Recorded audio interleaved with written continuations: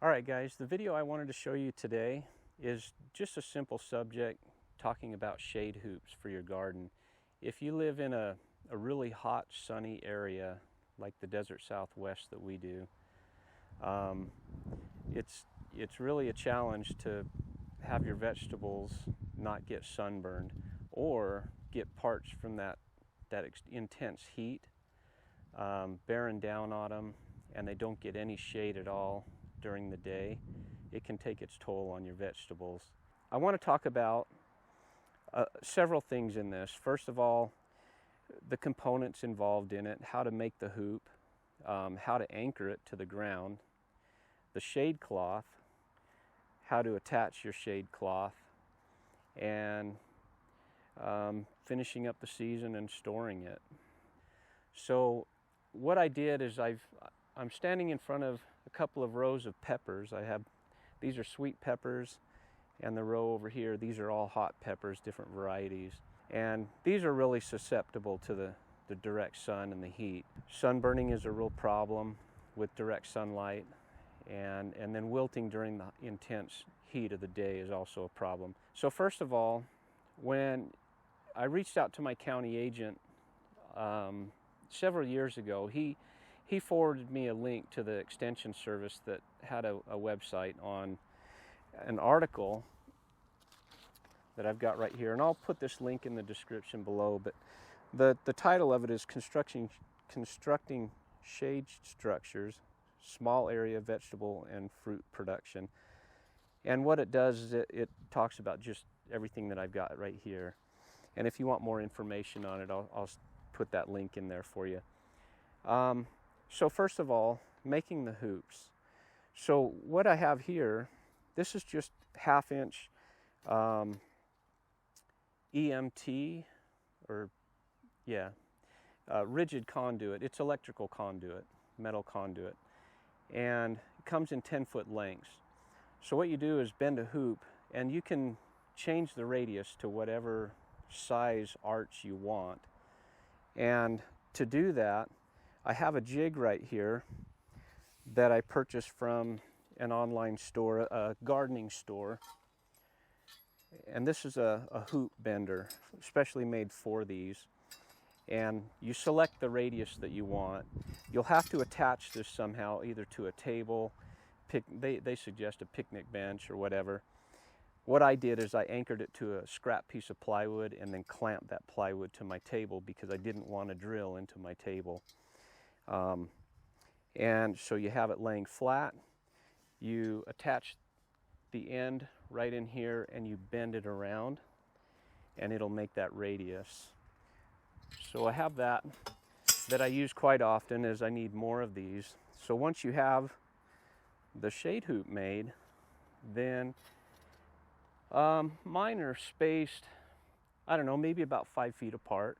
You can space them however far or close together you want.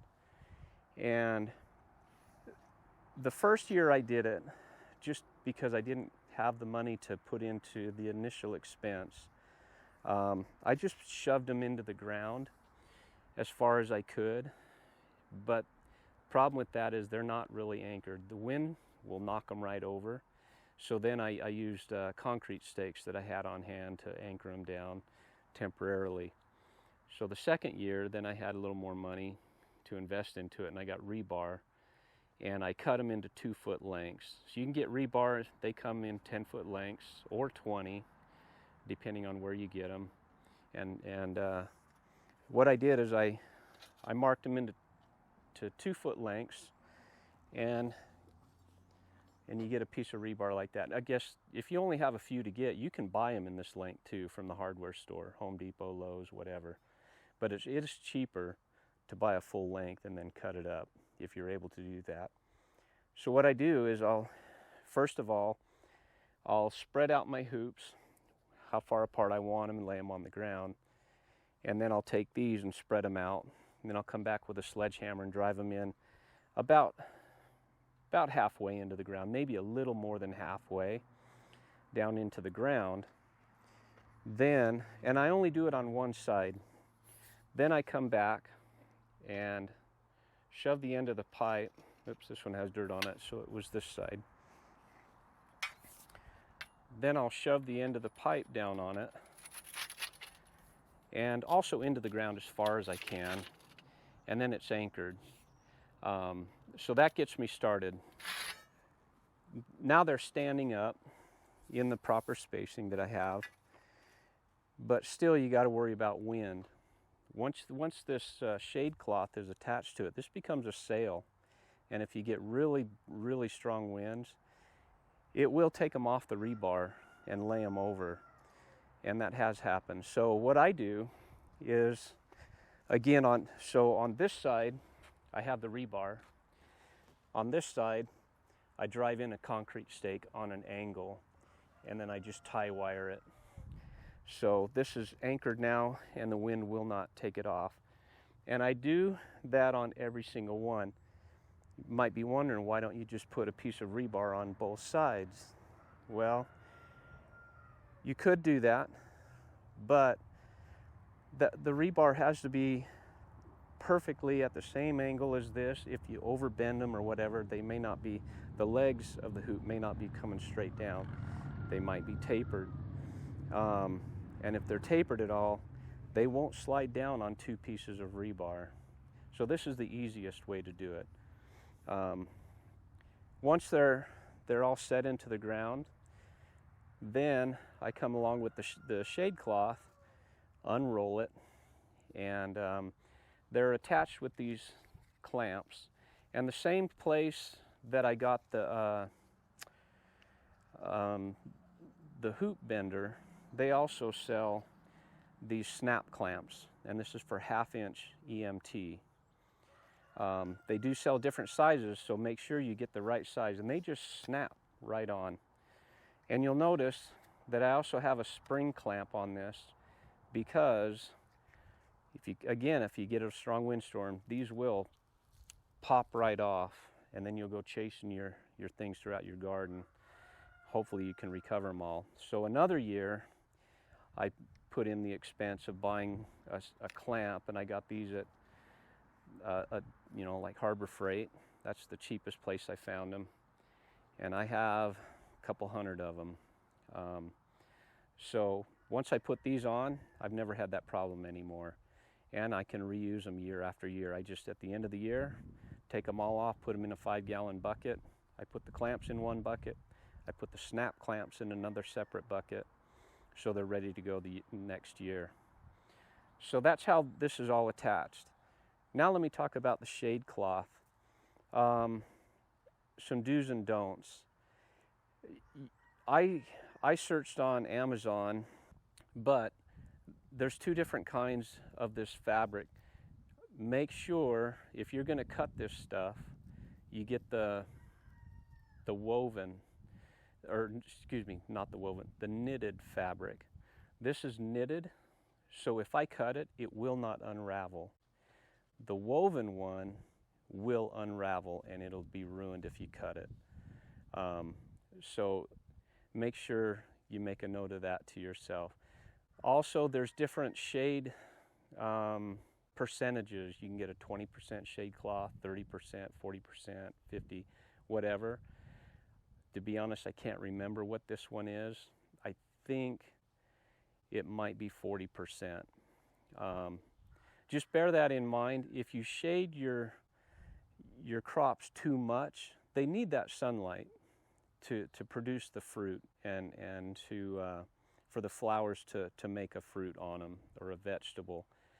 And if you shade them too much, you suppress that. So they do need some sunlight filtering through. So keep that in mind as well. So what I did, these are almost 100-foot rows.